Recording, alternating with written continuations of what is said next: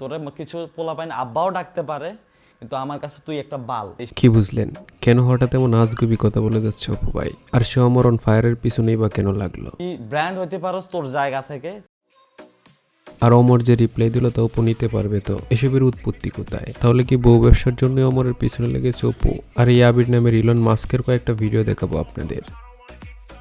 কোন সাবজেক্ট নিয়ে পড়ছো? সায়েন্সের স্পেসিফিক কোন সাবজেক্ট নিয়ে? স্পেসিফিক সাবজেক্ট হচ্ছে আপনার সায়েন্স নিয়ে পড়তেছি। তো চলুন ভিডিও শুরু করি। অমর অন ফায়ার যাকে নতুন করে পরিচয় করানোর দরকার আছে বলে মনে হয় না। ইতিমধ্যে থেকে সবাই চিনেন। অমরের পিছনে যে একবার লাগে সে তার গোষ্ঠী উদ্ধার করে ছাড়ে। উদাহরণস্বরূপ বলা যায় এদের কয়দিন আগে এইসব ভিডিও করতো, আর এখন এইসব ভিডিও করে।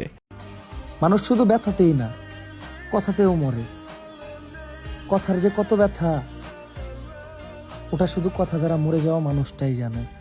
এটা কি বলে অমরের পাওয়ার? এক ভিডিওতে পুরো গোষ্ঠী উদ্ধার করে ছাড়ে। এখন এসে আজকের ভিডিওর মূল টপিকে, সেটা হলো অপু কেন হঠাৎ অমরের পিছনে লাগলো, অপু কেন এই ভিডিও বানালো। তোরে কিছু পোলাপাইন আব্বাও ডাকতে পারে, কিন্তু আমার কাছে তুই একটা বাল। যাদেরকে অনেকে বলছে অপুর ভিডিওর ভিউজ কমে গেছে, যার জন্যই সে এমন ভিডিও বানাচ্ছে। কারণ অমর অন ফায়ার ঘোষণাতেই বউ ব্যবসা নিয়ে ভিডিও বানাবে, আর অপু এখন বউ ব্যবসা করে, যার ফলে তার গায়ে লাগে। এখন অমর আর্মির অপুকে একবারে ধুয়ে দিচ্ছে। অনেকে বলে যাচ্ছে নাপিতের ভিউজ নাই, তার জন্যই সে অমরকে নিয়ে ভিডিও বানাচ্ছে।